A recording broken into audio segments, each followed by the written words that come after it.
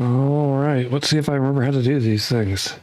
I'm going to click buttons and make things happen. First button I'm going to click is this one. Hi, hello. I will note the fact that my screen is not set up correctly.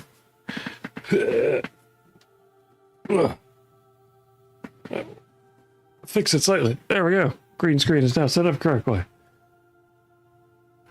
And all right, you can see the screen. You can see me. You can hear the music. You can hear me. Hopefully, you can see captions.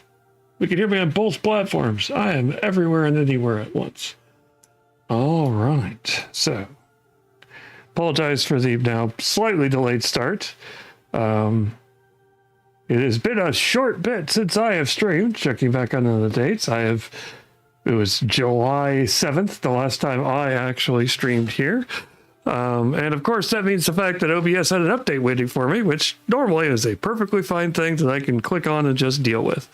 Except for the times when it's not a perfectly good thing. And this time it was, hey, we decided to invalidate whatever current version of NVIDIA driver you have, so go get a new one. So I had to go download a new NVIDIA driver and get that started before we could get the stream started. But that has been done. And now I'm here. And so what am I doing today? I am back here after a break. It feels weird because it's having everything come up to Gen Con and then taking the vacation immediately after Gen Con kind of compresses time. It makes me feel like, oh, Gen Con was just like the other day, and it was just streaming a couple of weeks before that. And it's like, wait, no, I haven't streamed since July 7th, and it's been more than 20 days since Gen Con. So, yeah, welcome back to me. So, what are we doing today? Well, what we are going to do today is we are going to talk about, I am tiny on the screen. I'm going to make myself a little bit bigger. There we are. We are here to talk about one of the things that I managed to escape the booth at Gen Con to do. Basically during Gen Con, I actually managed to get out and actually play a couple of games. Not a ton, but I did manage to play some. I managed to basically get out and do a Starfinder special.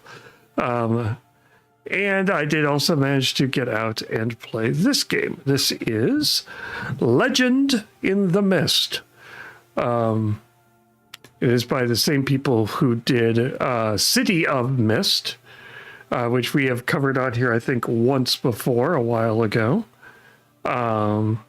And so, Legend in the Mist.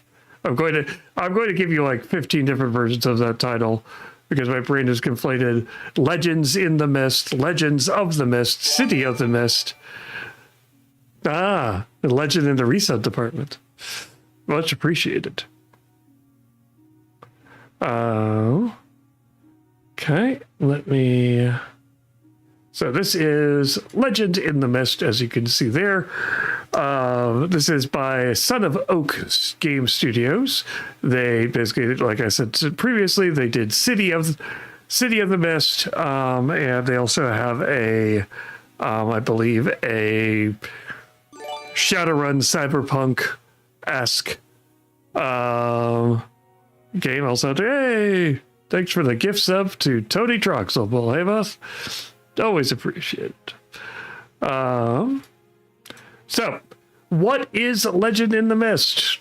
So, Legend in the Mist is what they call, the subtitle on it is a rustic fantasy.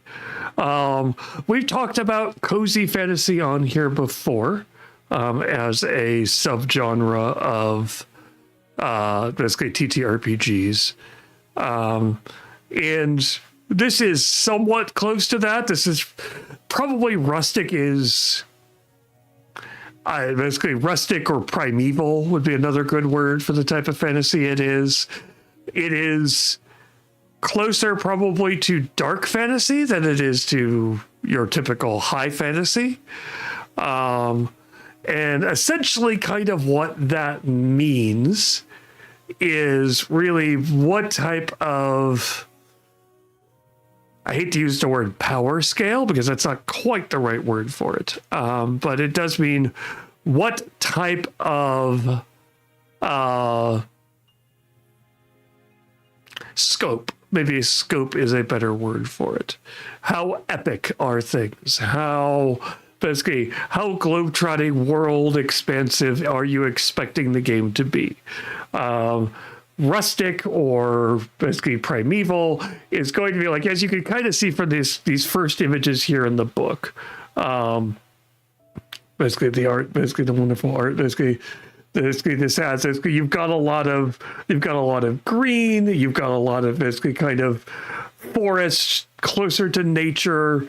You're looking at what are probably smaller villages, smaller towns. You're not looking at the sprawling expanse of something like Baldur's Gate or Waterdeep or basically if you're in Pathfinder, Absalom. Basically those big, huge, almost basically vast mega cities, almost a fantasy version of mega cities, where everything can be had for a price, and it is scarcity really isn't a thing. If you want food, you can just go buy it. Provisions and other stuff are readily available. You're likely you're going in, and you have basically, if you're staying at an inn, you have your choice of inns. Travel between places is fairly straightforward. It's on well-maintained roads. You could still have bandits and things like that, but they're going to have a fairly direct opposing force to them. You'll have guards or militia or basically other troops basically that are going to be opposing, providing law to their chaos. A rustic fantasy is going to kind of be a common thing, like what they're doing here in Legend in the Mist is a lot of times it is set in the after period of a cataclysm or some kind of world-changing event, which is kind of reduced everyone's scope. Maybe at some point there were basically continent-spanning empires and well-maintained roads and things like that. Excuse me. But something has happened to cause that to fall down, to collapse, to be reduced in scope and scale. Like even this is probably closer to Tolkien.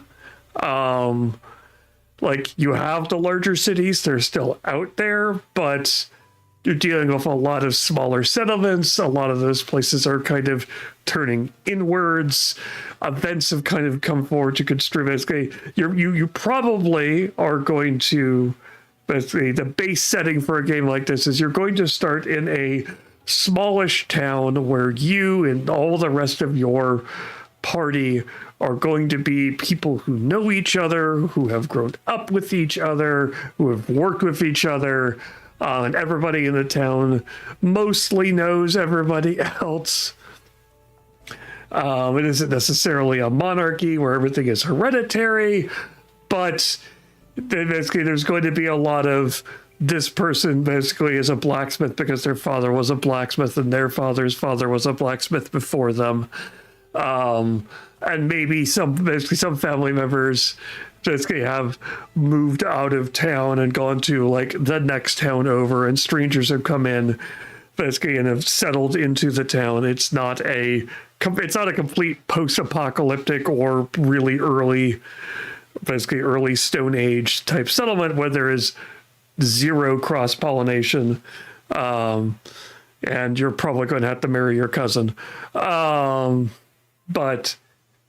it is going to be a little bit tighter, a little bit more a little bit tighter, a little bit more focused, basically focused in on your town is going to be the basis for your starting point and probably your ending point for a lot of your adventures. You will leave town to do something, but then you'll come back to the town at the end of it. You will do things to benefit the town. Things that affect the town will affect your character. That's kind of the starting point. Now, that doesn't basically, by no means is that the ending point, and this game system basically does have a push for a lot of, basically there are larger scale and scope things within the book. They offer things like, one of the things they talk about is if you want to run this as a Game of Thrones-esque, massive, basically kind of game of politics and trying basically in lots of different kingdoms jockeying for power, but in a sense that only increases the number of people but keeps the scope the same, as it were. The kingdom itself is, you reset the chat box, woo! It keeps the scope of basically it's still just your kingdom. You're going to, a lot of your adventures are going to start in your kingdom and are going to end in your kingdom. They're going to be focused mainly on your kingdom. It's not basically, you will have attachment to whatever your kingdom is, etc., etc. It isn't meant for basically your more D&D-esque basically chat box reset, clap. Like your giant, basically your giant D&D scopes of where you just are adventurers out to save the world, and someone shows up in town and says, you're going to save the world, and they're just going to poke at you, and you'll be like, by the time my adventure is finished, I will stand destroy the world like a giant colossus. The mage over there will be able to rewrite reality with a whim. I, as a fighter, will be able to basically clear-cut forests, basically in a single sword swipe. The cleric will be basically on a first-name basis with their deity, and they're probably next in line to be chosen as their chosen herald here on Earth, etc., etc. Less, basically, more likely, more what it is going to be is, by the time the adventure is over, you've kept your village safe from the encroaching darkness that was basically that something had broken and basically was going to flood over your settlement, your city, maybe even your kingdom. That's basically, so that's kind of the scope you're looking for if you're wanting to run that. Now that's going to make things a lot more personal. And what that means as a GM is that you're going to come into this and you're going to want to do a lot more stuff with this NPCs box here. You're going to want to basically, so we'll take the starting adventure, for example. As a note, before I get a little bit, I do love the fact that their tutorial that they have in here, this comic book section that they have here, this wonderfully human drawn basically comics that you can see here, is essentially basically a choose your own adventure tutorial to teach you the game. It kind of gives you some basic outlines of what's going on, how things, basically how tags work and things like that, how dice results work, etc., etc. It's really nicely well drawn, and it kind of basically gives you a quick little story of basically of what basically if a kid basically whose mom falls sick, and so he has to go out and find an herb to help basically cure his mother, and he runs into danger along the way. It also gives you a good idea of what the scope of things are, where basically like in the midst of this, he fights bandits, a fairly mundane, straightforward type of threat. They encounter something mystical and magical, which is far more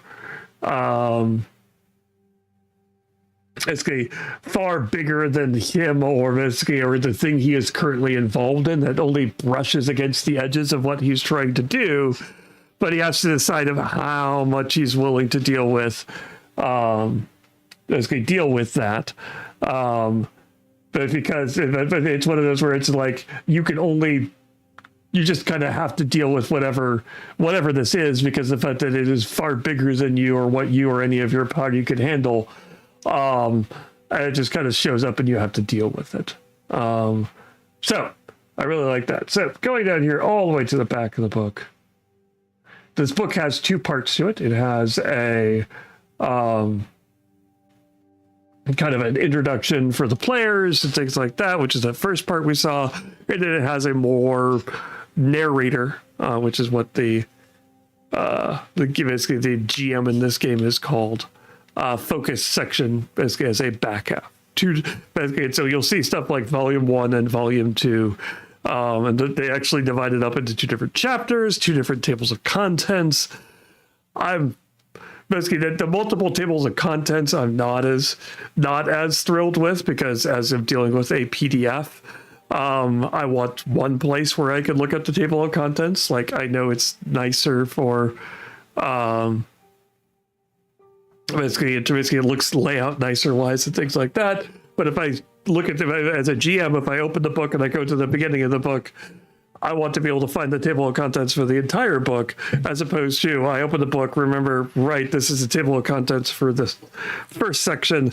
I want to find something that's in the second section, so I have to flip to the middle of the book, find where middle of the PDF, find where it divides from the Volume 1 to Volume 2, find Volume 2's table of contents, and then from there I can actually look up the section I'm looking for. It's a bit of a hassle.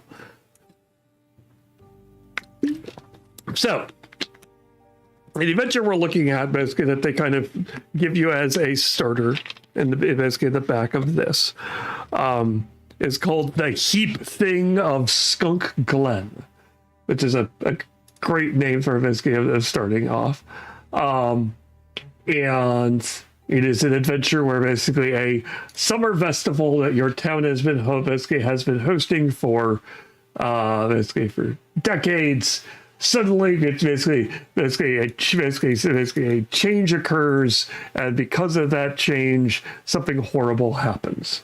And so, in order to run a game like this, the first thing I'm going to want to set up is I'm going to want to make this town feel lived in, because again, it's a small town, smallish. And so I want my character, basically one of my characters, basically either when they're building their characters out, if this is the first one, or if they're doing pre-gens, I want them to feel like, hey, there are people in this town, and basically when they ask me, hey, let's start with the obvious one. So we will switch this to actual size. So I'm going to take this off the screen so you can focus more on what I'm doing and not the random text. Excuse me. Sorry. Did pick up a bit of a thing while I was out on vacation, which of course means the fact that I am perfectly fine now. I just have to deal with the lingering after effects of it as my body shovels all the stuff it killed out through my lungs and sinuses. Alderman Beaks. Okay, so let's just do some quick creation here. So we can create Alderman Beaks. We can create Wick the Pie Man.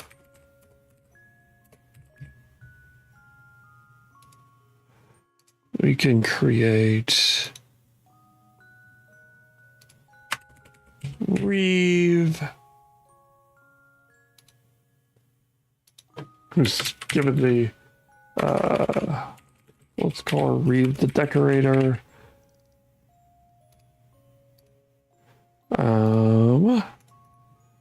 We'll go with, then we have Auntie Elswith.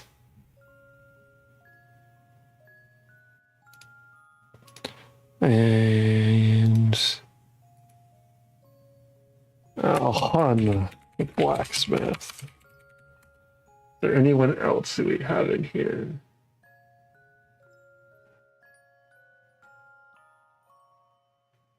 Let's go through and look at some of the other ones. The reason why we want to do this is because we want the town to feel like, okay, here's a few others. Okay, we want the town to feel lived in. We want the people to have Gifty the Mumbler. To make sure we note that they are a small child. And they're 15 years old.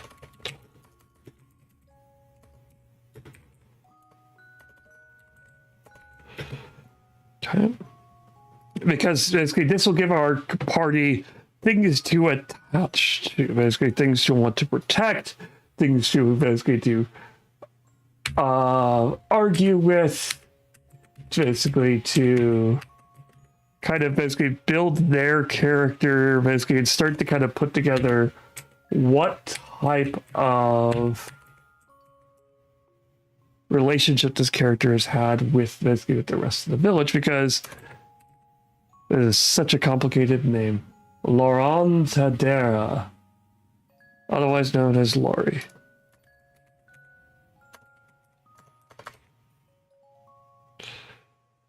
Okay. And then the trader.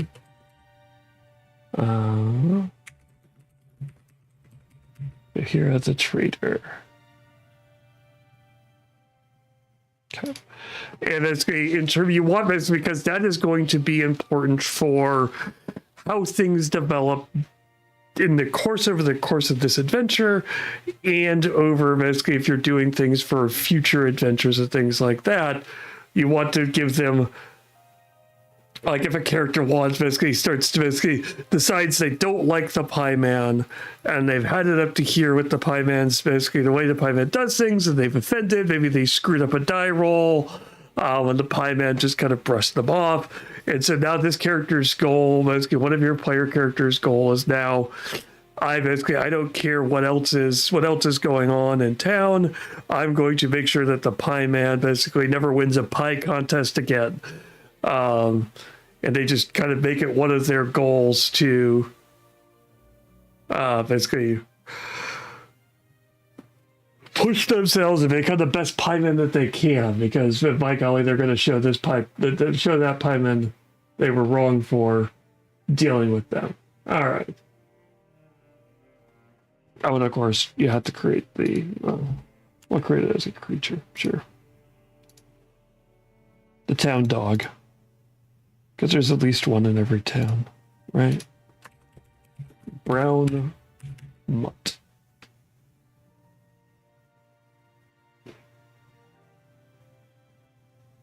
Okay. Okay.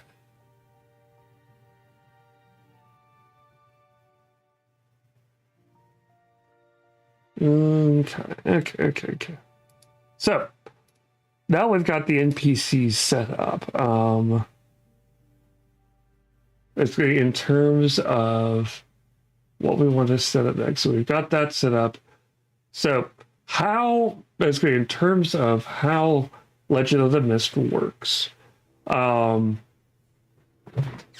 is a fairly straightforward system. Doesn't have a lot of complicated stats, doesn't have a lot of complicated numbers for you to remember, or die rolls, or other things. Basically, the dice system is just 2d6.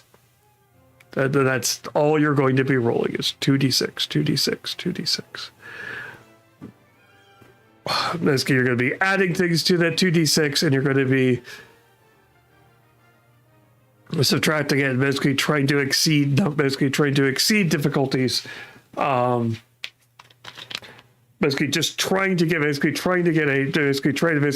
over a 10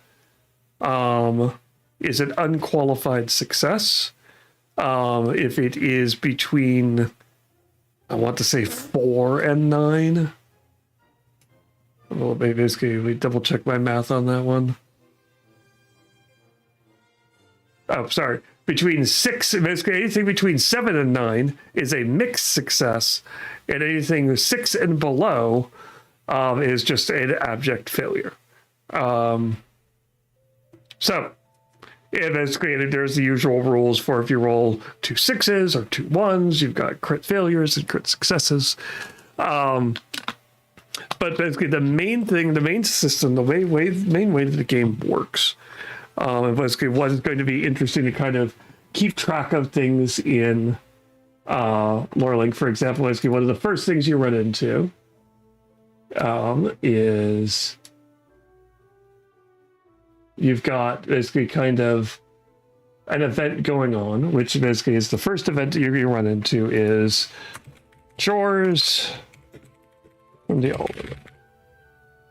So basically it's a big party day, and your characters come out, and basically the alderman catches you, and basically kind of points at you all, and basically says, "I need you to do stuff. Basically, make yourself look useful."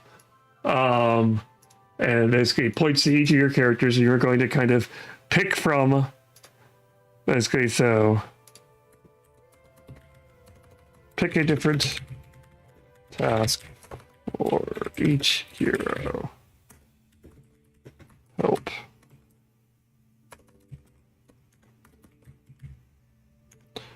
Help Wick the Pie Man. Help Reeve the Decorator.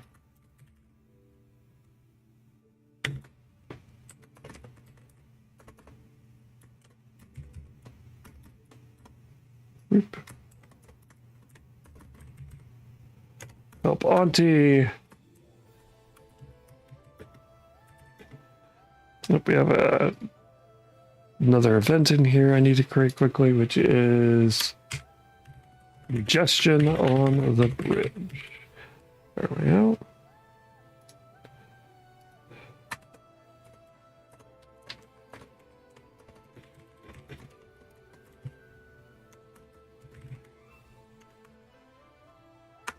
And last,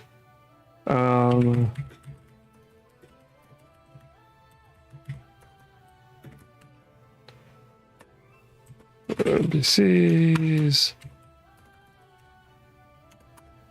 Okay, so you've got these quests. Basically, you've got several different quests here. Basically, I've got the basically pointing to that. I could also create events for these. Basically, but basically the big thing is how the system works. Is basically it doesn't do a lot of, like a lot of newer systems. It doesn't necessarily force the GM into the GM is still playing basically every other character. It doesn't force the GM to have to track individual stats and character things for all of them, basically for each character they create. Instead, the system kind of uses a system of kind of tags and statuses are kind of the two big things that it uses to kind of track how the heroes are affecting the world or how the world is affecting the heroes. Statuses are ongoing things, but basically statuses are temporary things, which basically could last for a certain set of time, and then disappear.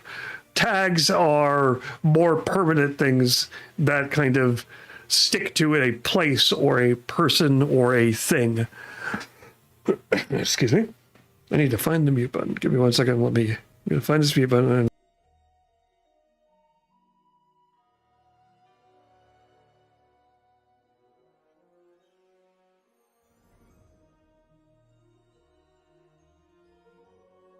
Okay. So tags and statuses are basically how the GM kind of the narrator in this case basically sets the world up for the players to be basically to be affected by the world. So as a narrator, I don't have to track stats for each of those characters I just listed. If I add an entire swarm of bandits, whether there's one bandit or 600 bandits, I don't have to deal with them as individual creatures with each of their own hit points and things like that. They are what is known as essentially as challenges, or basically challenges which provide threats. Challenges are things that the heroes need to overcome to continue with the adventure. And threats are things which will have consequences to the players if not dealt with.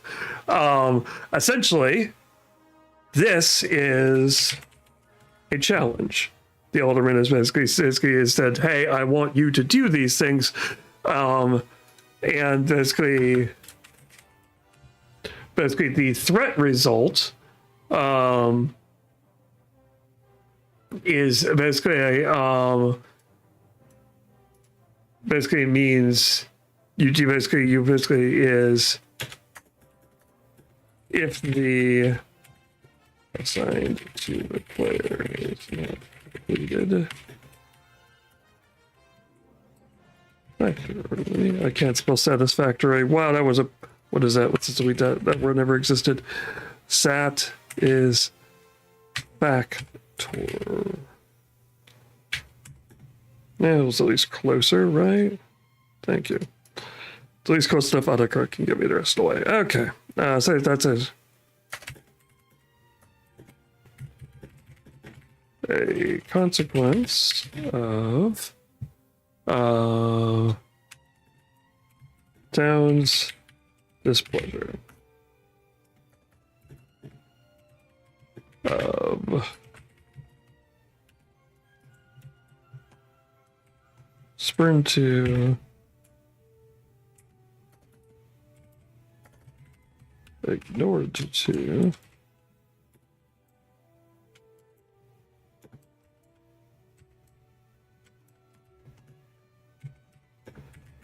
or disliked to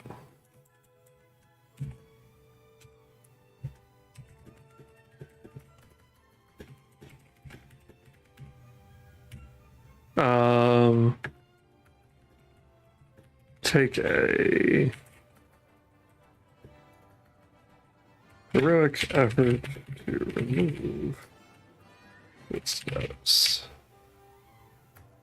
And it cannot be lessened by a reaction.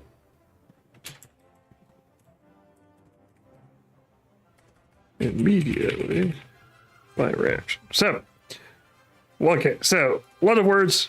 What does that mean? What that means is basically essentially a challenge is set up. Basically, as a GM, I'm going to come in here and I'm going to be like, okay, basically, I'm going to probably put this challenge as the first part. Basically, now that I've saved that, I'll top over to the session. Let's quickly create our first play session here.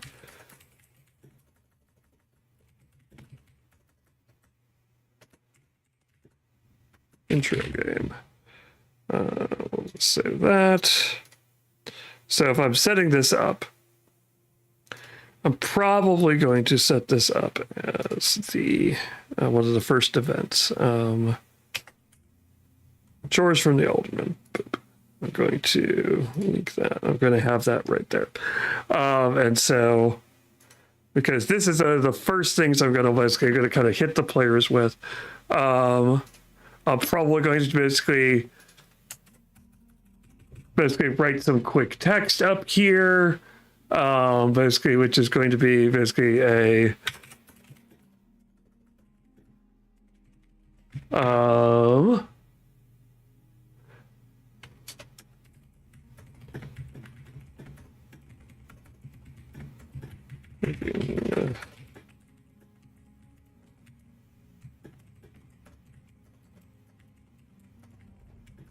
so basically seeing the characters.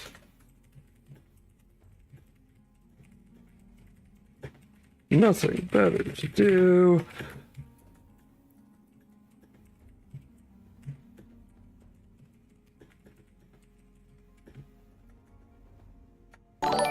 Quickly strides over to them. And basically, I have the characters, basically.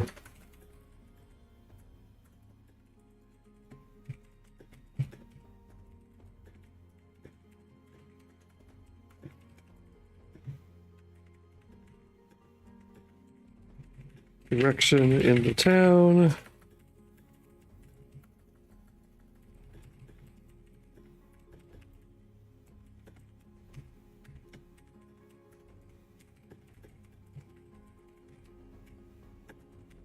What?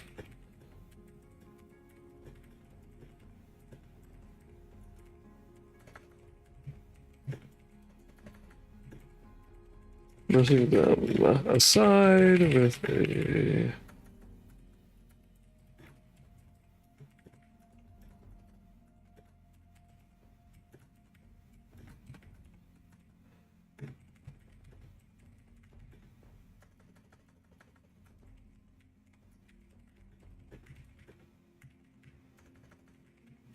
There we go. So we could go ahead and highlight that as being a quote, so we know that it is text that I want to read aloud. Boom, save that. Okay. So this is basically, I've got this set up as my first introduction. So what this means basically is how challenges kind of basically, so the challenge is set up, and basically the players now know what the consequences are. Basically, like they've been told to do stuff by that, and basically the narrator's like going to be like, "Hey, so this is a challenge, and basically not doing it is going to have consequences. You may or may not want to."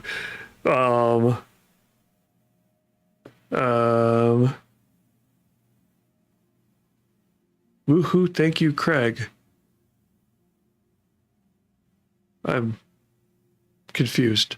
I'm more confused by the fact that I don't basically, like, I see that message in the chat window on my screen, but not in any of my other chat windows. So I have no idea where that message came from. Awesome. Oh wait, there it is. It's woohoo! Thank you, Craig is there. Okay, that's why. It was above the. It was above the back message. That's why I lost it. Okay, cool. In any case, so basically you get all the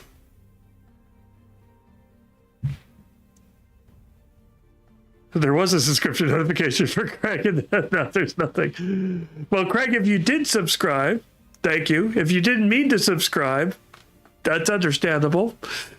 Thanks for stopping by. In any case, basically, so each of these challenges is set up basically, so the players are going to have to deal with whatever the challenge is. So let's start with the first one, for example, Wick the Pie Man. And so Wick the Pie Man, let's just go ahead and go directly to that NPC. So Wick the Pie Man here. And so we're going to basically just take this text right out of here. It's going to...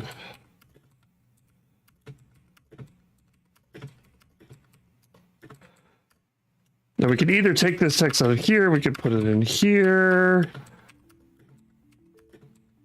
Or we could technically, if we wanted to, we could set this up as its own event that just involves Wick. Basically, we will go ahead and save it. So,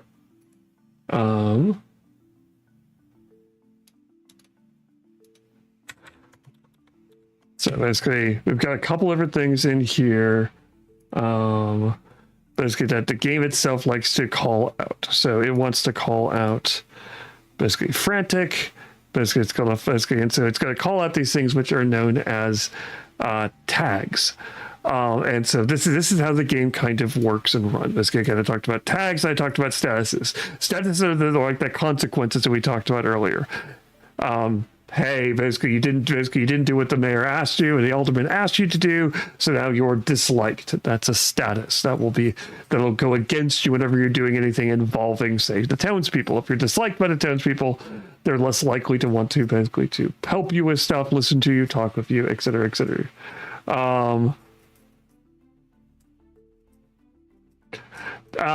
So basically, so what we may want to do is, rather than stick this in here, let's actually pull this out because we got all of this actual interesting information. I'm going to pull this out and I'm going to create an event for it. And we'll call it Panic at the Pie Makers.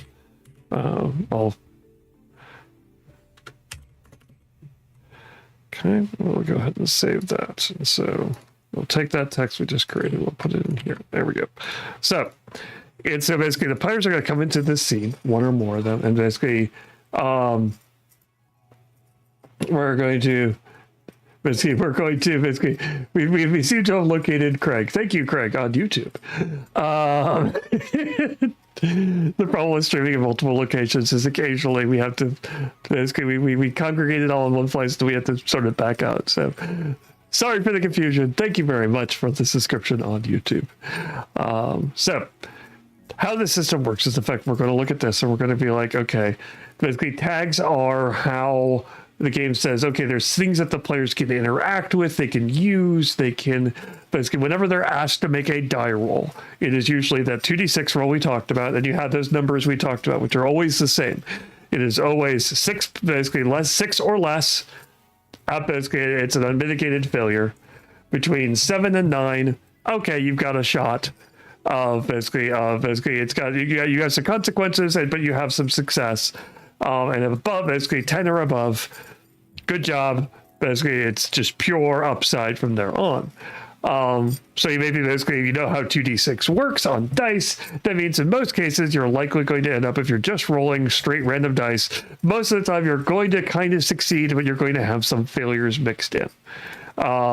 With the next most likely things basically being either more basically you're going to be slightly more successful or unmitigated failure, because 6 is really close in there. In terms of and you ask any Catan player.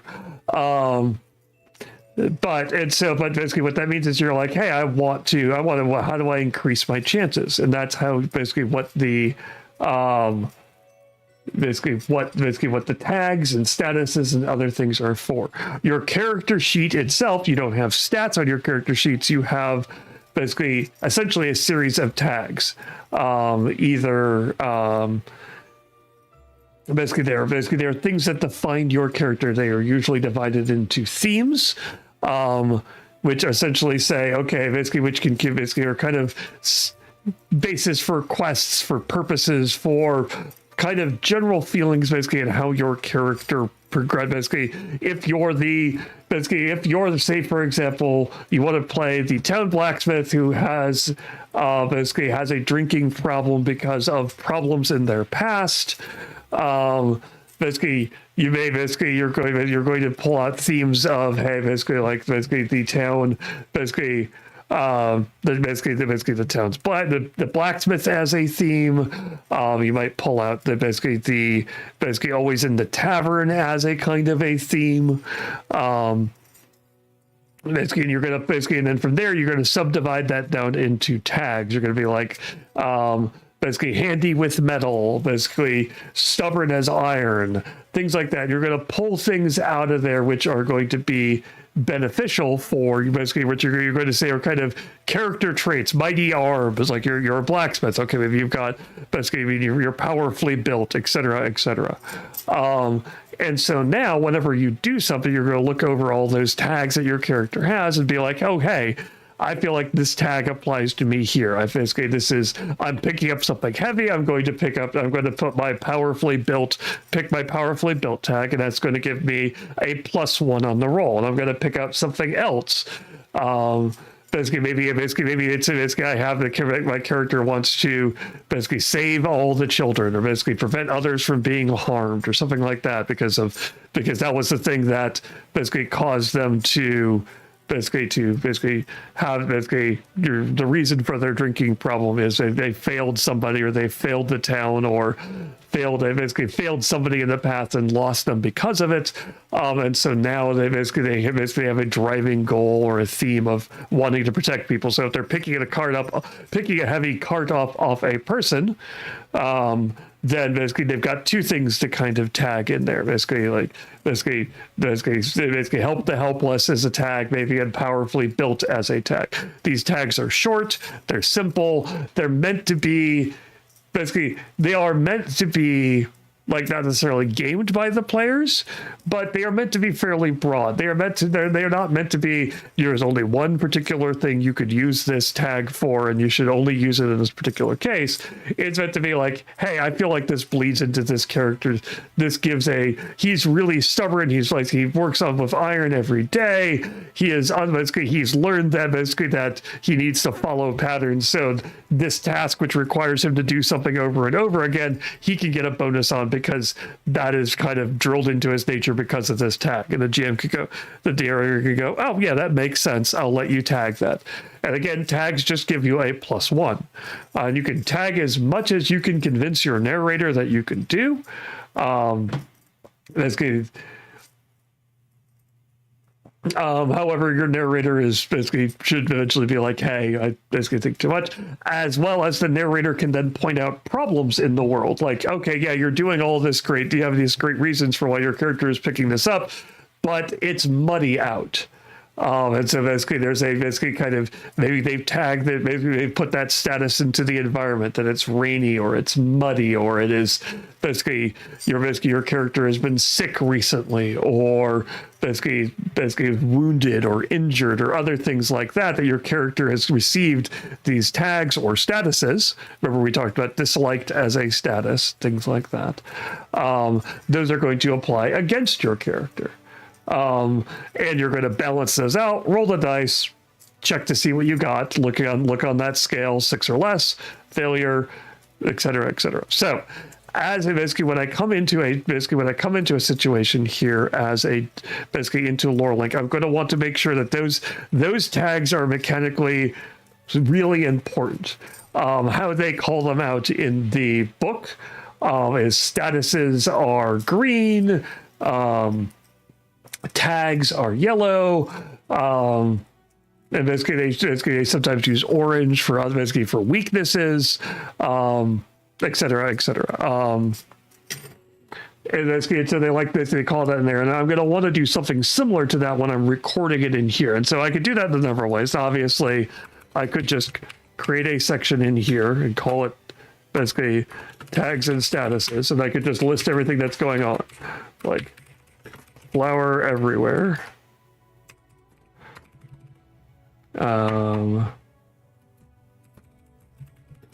Princess Brown, Pie Maker,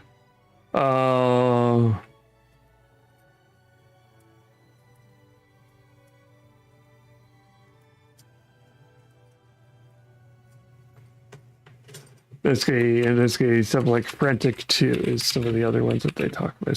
One of the statuses they like. I record it that way, and I could say that. I could bold it.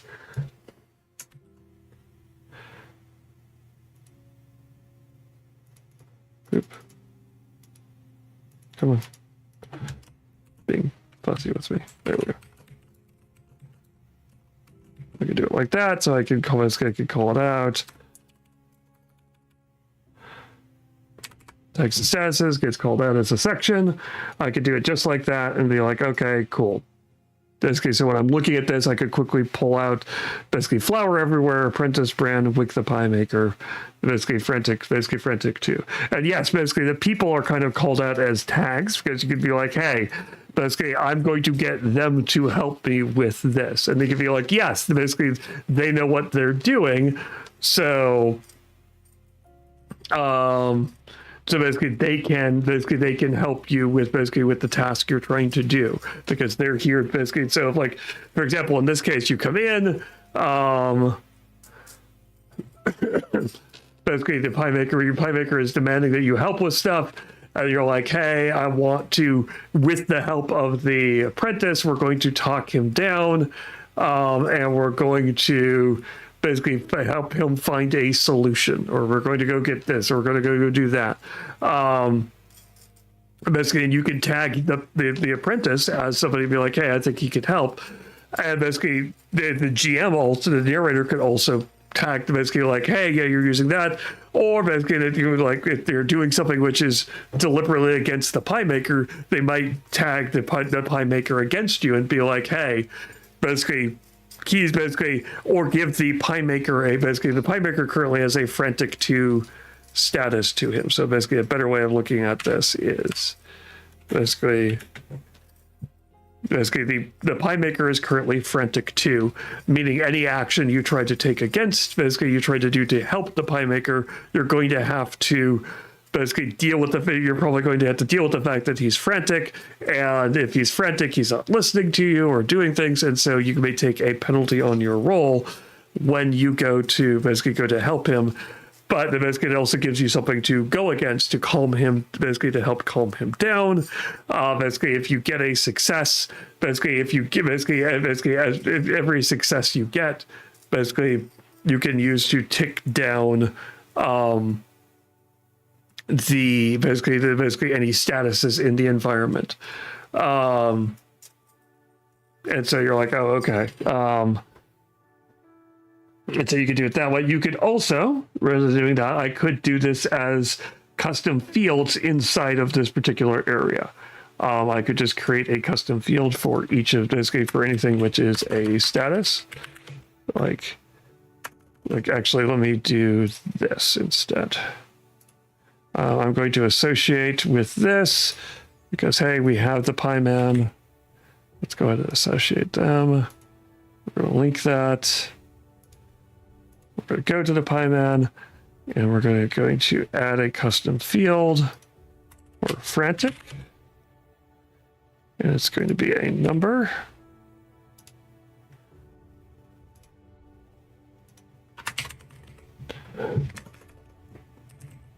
Okay.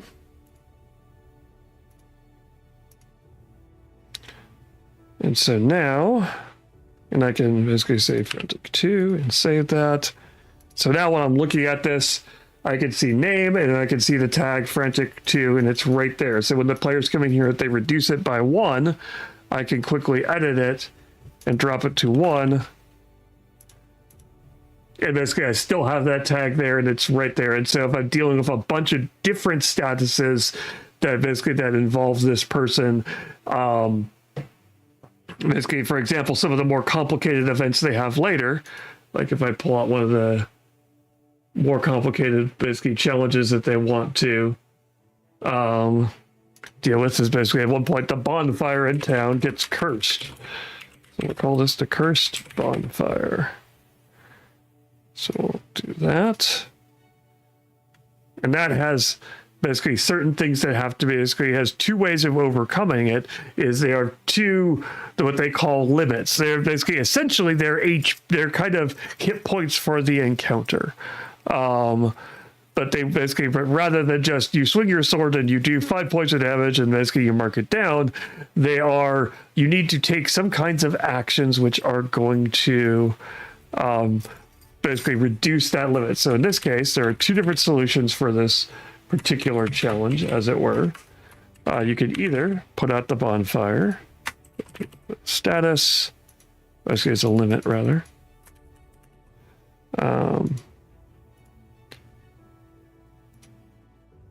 Or you can cleanse the curse. It's another limit. So we've got that. And basically this one starts at 5 and this one starts at 4. Okay. And we'll go ahead and copy the description in for the book.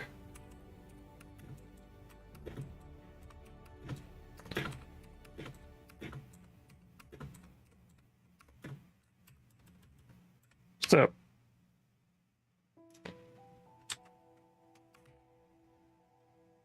okay, and so again, what I want to do basically, what I'm kind of basically I'm kind of pushing for when I'm doing this. Basically, let's add the consequences basically in here.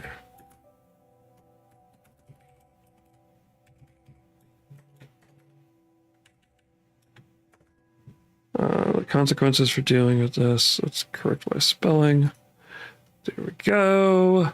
Basically, the consequences, basically, the bonfire cackles. crackles loudly and the discordant music intensifies. Basically, and then it adds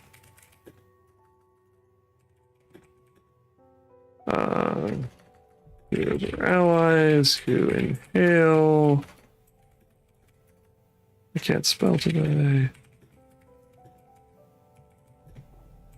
Delirious. Delicious too. Nope. Try that again. There we go.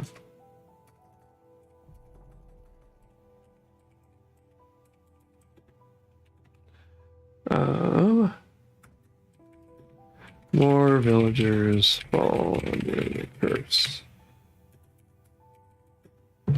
This game wants you to start a new challenge because suddenly you have enchanted villagers. So we'll start a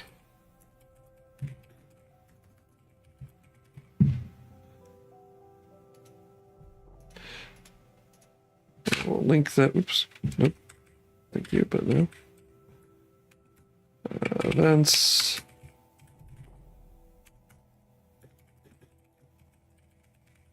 Okay. So what this lets me do is I've got pull out the bonfire here, current basically cleanse the curse. I've got the consequences here. And any other tags or other things that I want, basically actually it has tags. Let me pull those out. So consequences, let me put tags in here as well.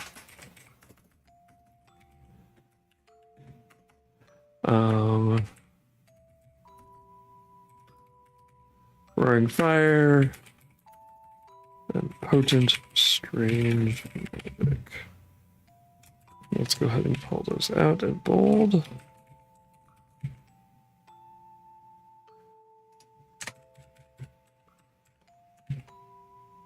Yep.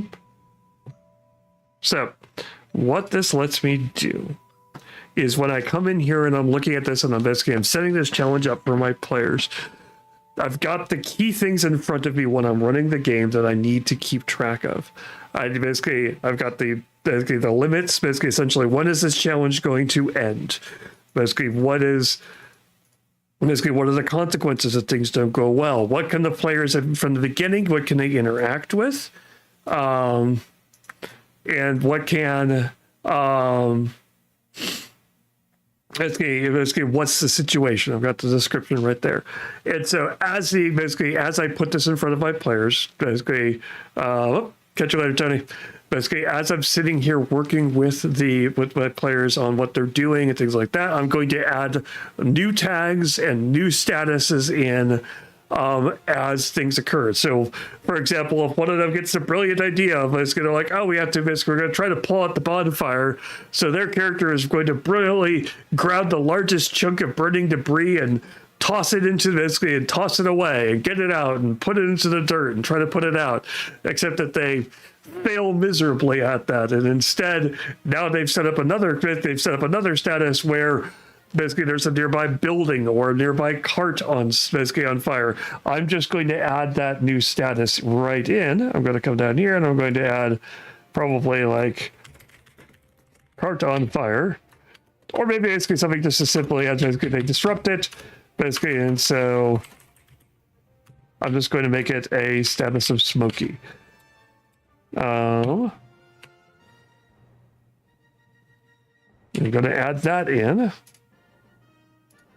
And then basically whatever I set that on, I can save that. Excuse me. And so again, I've got that set up right here really quickly, all in front of me. I don't have to basically deal with that. Basically, if I'm dealing with a bunch of other things, I don't have to flip back and forth. There are ways, basically, if you're in person, they have all these neat little note-taking things, which are great for basically like the in-person thing. But what that doesn't let you do, basically, what this lets you do is it lets me save this information between sessions. Basically, it also means the fact that it makes it a little bit easier for me to deal with the fact that if I'm bouncing between multiple different things where one set of characters is dealing with the cursed bonfire and another set of basically is dealing with something else going on basically in the rest of town. I don't have to deal with which statuses are which on the table. I can keep track of them there, and I can kind of basically, once this is all done, I can share this with the players, and the players can be like, oh, okay, yeah, this is what was going on. This is how we dealt with it. I'll basically keep that information neatly organized in one place, just so that I don't have to keep bouncing around looking for particular notes in particular places, basically dealing with and trying to figure out what's going on. It also means if basically something happens, like basically in the course basically of doing this, one of the they get the help of the blacksmith to help them basically to try to basically put the water out. So they go and they get that, and he ends up getting burned. I can come into the blacksmith and I can give him a new hindrance that basically that the players will have to deal with whenever they're trying to ask for his help in this case. So burned 2, for example. And now basically I can either put that as a description, or again I could do that as a custom field, however I want it to show up. But basically it keeps it saved, it keeps it right there. And so all of that, basically all of the stuff that happened, and I can add a note to it explaining basically that they basically burned while trying to help the players. I've got that note right there. Basically, so now I've got the explanation for what's going on. I've got the status. Basically, all of it is right there. It's all relatively simple and clean. I don't need to dump a lot of information in here unless I want to. Again, basically, there's going to be a lot of, it feels like in a system like this where you're building a lot of things on the fly and a lot of statuses are coming and going. You're going to want to make use of this note button, quick note button, a lot, because you're just going to jot something down. Because you're wanting to kind of make sure your players, one of the themes of this game is basically, there are kind of two different kind of themes that as a GM, which are interesting to me.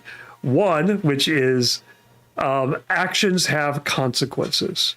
And the second, which kind of links to that, is failure isn't the end.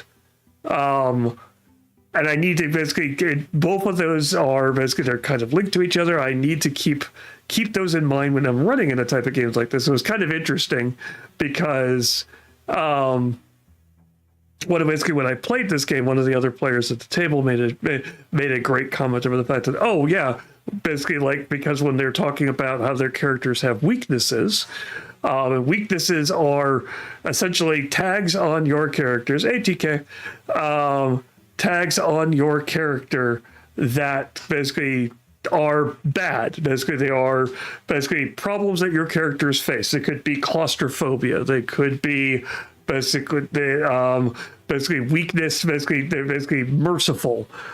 Things like that, which could be a kind of a problem in a situation. Basically, they could be a benefit, maybe sometimes, but a lot of times they're going to get in the way with negative tags. Yep, basically they're going to get in the way of what your character is trying to do, but they are the player at the tables is like, oh, that's great, because it gives you a narrative reason for why your character is going to fail at something that maybe they should succeed at. Maybe it's just it gives them a handicap which makes sense for that character to be like, oh, I need to hesitate. And so why would this character be having problems with this role? It lets the player in to be able to start to tell that story, rather than D&D's is basically always positive, always going forward. And then the system encourages you, basically like what's being said, basically the system encourages you to do that by being like, hey, basically, as your character works through these issues and faces them, basically, let's say the merciful, for example, or claustrophobia, or basically any number of those types of things, basically fear of failure, things like that. As they encounter them, hit the mic, as they work through them, they tick up towards getting improvements. And improvements give your characters cool new tags that they can use to then basically can either get them new tags or basically other things that they can use to make their character better. Basically, essentially, their stat ups, because again, your tags are your only way that you are basically can increase your rolls, as if you can tag something else in there. And so if you keep increasing, basically you add new tags, you have more things that you can pull on to give you better chances at a roll. So facing your weaknesses is a way that you can make your character better long term.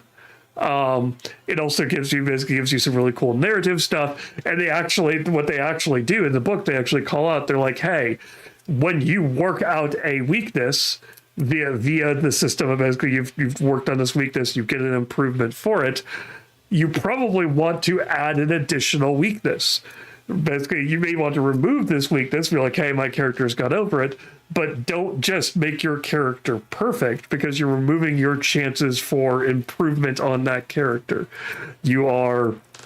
And basically, I found that it's really interesting to basically be able to put that in front of your players and be like, hey, the system basically, you need to realize that your characters, again, this kind of goes back to the bigger picture of this is a rustic fantasy. This isn't a big epic fantasy. Your characters are on their ways, striding to become demigods. They're villagers who have been caught up in something maybe slightly bigger than what they were expecting when they got up this morning.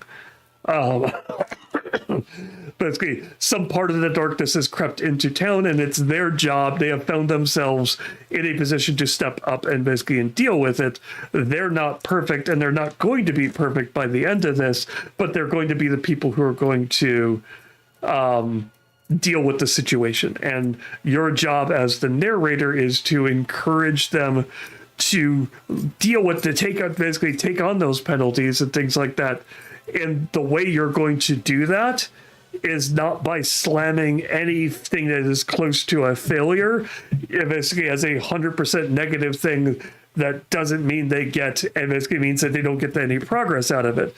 Because if you make the game 100% about you must get a positive roll to continue, your players are never going to take a negative roll, because they're like, I can't risk the consequences, because we need to rescue this child.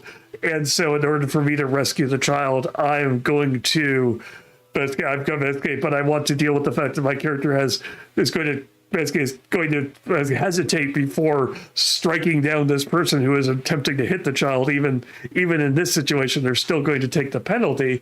Your job as a narrator is to be like, cool, you take the penalty, you didn't succeed on the roll, or you got a partial success. You still succeed in what you're trying to do, and then that's when the statuses and other stuff comes out. Now you're wounded too, because basically you didn't get your shield. Basically, you got the shield up in time to stop the blow from hitting the girl, but you didn't get it positioned correctly, and now your shield is broken.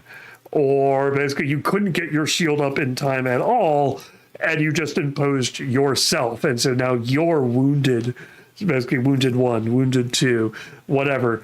But again, it's the idea of the fact that your player, basically you don't want to take away what they were doing from them just because the dice said no.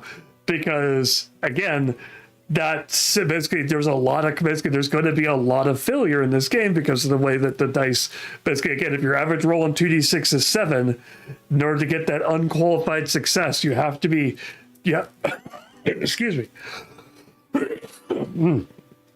you need to be getting like 3 power, adding 3 power to something in order to hit that 10 plus. And that's a lot of effort. Basically, usually the only really guaranteed way to get 3 power is to burn something. And what that means is you have an item, basically some tags, basically the temporary tags that you carry around with you, which are usually meant for things like they're a companion that's with you for a little bit. They're a boost of adrenaline your character got for doing something, or they're items that your character is carrying around, a shield, a sword, basically a tonic, basically a map, something like that. And you can burn it, cross it off your sheet, essentially, scratch it and basically say, I want to, basically that gives you 3 power for the roll. Hey, basically again, because of the way the math works, that is likely to push you into an unqualified success. So you're doing that basically, so it is an unqualified success, but it came at the cost of, basically there's still a consequence to it. There is still, even in that unqualified success, you had to sacrifice something to get there. And so you're going to want to keep things, basically when you're dealing with, basically working with your players on the game like this, so you're going to want to keep in mind that you need to keep the story moving forward. Basically these tags are your way of, your tags and statuses are going to be your way of basically dishing out consequences for what the players do without just saying no. You're not going to just say you're lost in the woods. You continue to be lost in the woods. What they do in the sample adventure at the beginning is you're lost in the woods. It took, basically, you failed at this attempt to get, basically you're trying to get out of the woods and you didn't make the roll to get out of the woods. Cool. You lost time. Basically, there's a status of essentially time passing or sense of urgency or basically a deadline or something like that. And if you failed to, basically you failed to do it, you still got out of the woods eventually, but you're going to want to throw down another status of time passed. So now the players are like, oh gosh, yeah, we got out, but look at the cost. We're running out of, basically if this status ticks over, we're going to fail at whatever quest or challenge we're at. And so you're going to want to, it's going to bring it back to Lurlink. You're going to want to keep track of all of those tags and statuses between sessions, especially because a lot of these things you're going to start off small and they're going to just start off with, okay, here's a certain scenario, here's the status. It's rainy. Basically, there are bandits in front of you. There is somebody is wounded. The area is filled with smoke, et cetera, et cetera. You're going to want to break that. Basically, you're going to have those, but you're going to eventually start as the stakes get a little bit higher and a little bit bigger. Which even in rustic fantasy, it's not always just going to be you need to get to the top of the mountain to help your mom with their medication. You're going to come back down, and then you're going to go to the bakery to help them basically get that. This isn't meant to stay at that level. It's basically there's going to be a bigger threat for the village. Like you're going to end up with a status of, and you're going to put it on the campaign here. I'm going to add a status of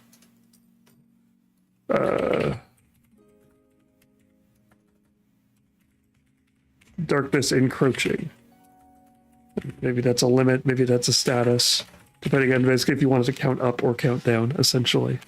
And you're going to put that on your character, and you're going to basically, they're going to keep track of that. And basically, and this is going to be basically a bigger thing, which you're going to slowly tick up, very slowly. Basically, it could be multiple sessions, basically, after all of that, and you're going to kind of, basically, that maybe it's a big epic choice that the characters have to make between between getting out of a situation, basically saving a villager, basically getting food for the town, basically surviving the winter or something like that. And the players are going to eventually reach that point after everything they do, and you're going to be like, okay, here's the final consequence of this is basically the darkness encroaching is going to tick up 1. And again, it's a scale to 1 to 5. Again, this feels a lot like basically kind of you're slipping into Blades in the Dark and clocks, which are another, again, basically clocks are a great way of, basically this is another one of consequences for actions that aren't immediate penalties to the players. They aren't just, you have to basically, because a lot of the time, if you want a consequence to a player in D&D, it's basically, I can hit you for damage, but you can sleep and get that back. I can basically, you're like, so you have to do something like, oh, you're cursed. Okay, that can be a little bit harder, but basically once the players reach a certain point, they're like, yeah, just cast a spell and get rid of that. Oh, okay. basically, you need basically clocks are a great way of being like, yes, you're an all-powerful wizard, and basically you can do a lot of things, but that village is still going to be flooded unless you get back there and stop it.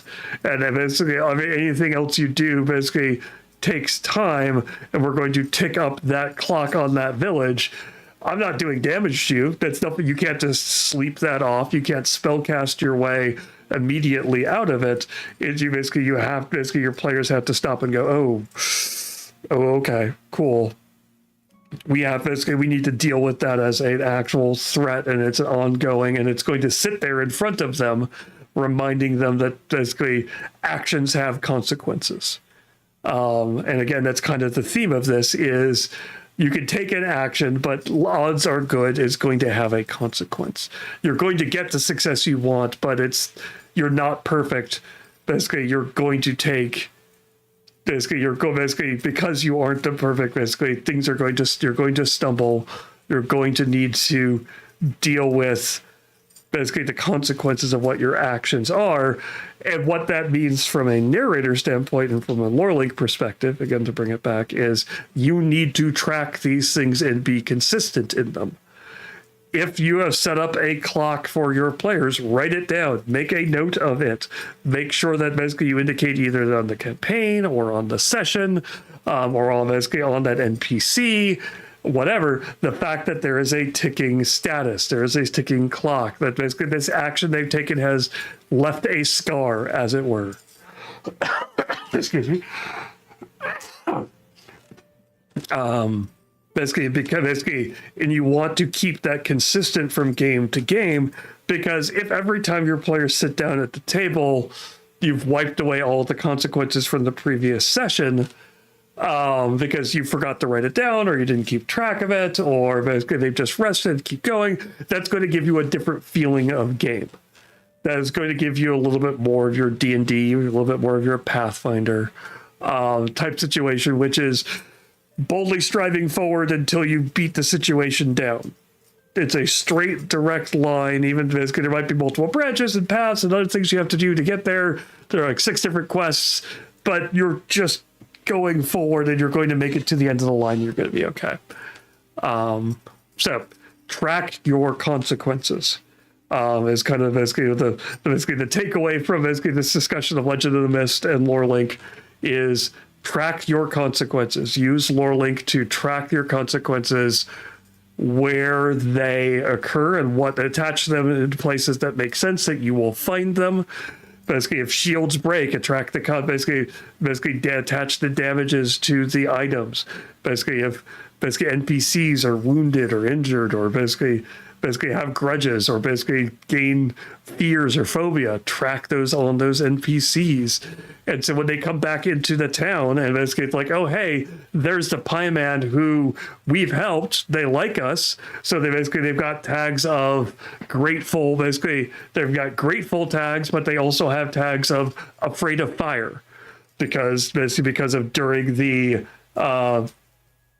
bonfire event, they got trapped in the building, and your character got them out, but they suffer the consequence, and that consequence fell on the NPC, and now that NPC is now afraid of fire. And so if you need to basically end up having to help get the NPC's help setting fire to something, to burn an infection out, or deal with a campfire, something like that, oops, they've got that hazard is going to come into play and tick up, and basically it's going to be like, oh, okay, yeah, that's right. It's going to make your characters feel like they're in a world which is lived in, which basically is the point of a system like this. Okay, well, that's a lot of words. It's basically so that is basically kind of Legend of the Mist, and how it kind of applies to basically why you should, basically when you're doing a system like Legend of the Mist, why you should use a note-taking system like LoreLink. So if you're interested in Legend of the Mist, you can check that out. Basically, they are at sonofoak.com. You can check out their books there. They have multiple different books. Basically, they've got one big core book. Basically, they have a lot of cool, neat things for physical playing. Basically, if you like to play physically, they have a cool dice. Basically, they have acorn dice, which are D6 acorns, or river pebbles, which are D6 6 basically D6, basically 12-sided dice. So you can check those out. They also have lots of basically different PDFs and things like that. If you're interested in note-taking stuff, obviously LoreLink is what I've been talking about here, because basically LoreLink is our tool for GMs, narrators, DMs, whatever you're doing, to basically help build out your world and make it feel lived in, and to help make your life a little bit easier, so that you're sitting down at the table and tracking all these things to make this, to get the effect that you want from your game, shouldn't be a burden on you. It shouldn't be a nightmare. Basically, if you heard me talking about all these things you need to track, basically that's why LoreLink is here, to make that easier, and so you can keep doing the thing which you want to do, which is to tell interesting stories with your players, not fight your notes. And so you can check us out basically at the link that just popped up in chat. Go to lorelink.com. Either one of those, basically /get started, basically will get you there, and that will basically get you started. You can check out LoreLink. Basically, you can basically look into building out campaigns. Basically, we've done this with a bunch of different systems. If you want to see what other systems we play with, for example, I talked about City of the Mist earlier. You can check us out on YouTube. Basically, there's also the system pages, which basically which gives links. That systems pages will give links to all of a lot of the different systems we've done. We are updating that basically as we speak. We just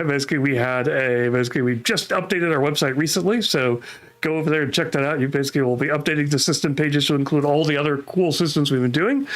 Because in addition to stuff like this, we've also been doing cool stuff with indie creators.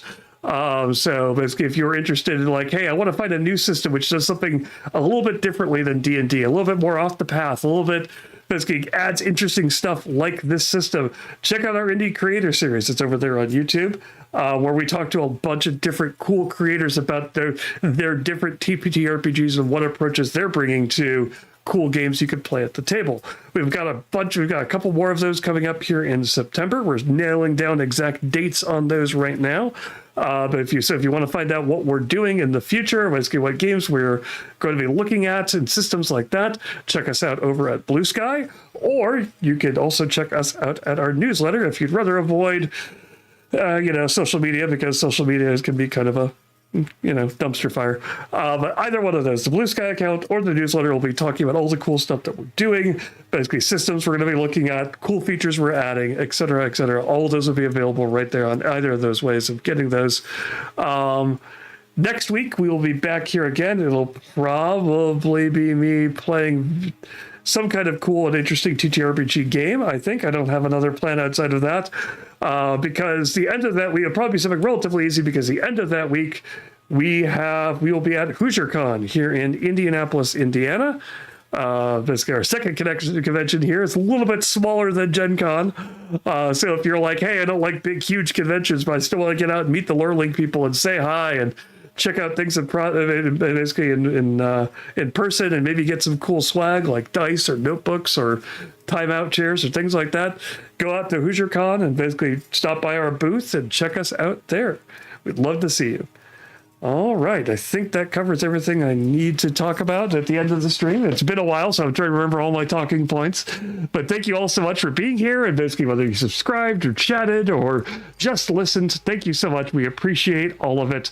As always, if you want to help us out and basically continue, basically like, hey, I love listening to you people talk, you can always basically give us a subscribe over on YouTube, or a follow or subscribe over here on Twitch. Basically, subscriptions are never necessary, but if you want to drop us a free subscription because you have Jeff Bezos's money from a free Prime gaming sub, it's free money out of his pocket and into ours, and we won't use it to buy a yacht. Well, okay, maybe an in-game yacht and something, but never an actual full-sized yacht. We promise that. So thank you so much for stopping by, and we will catch you all later.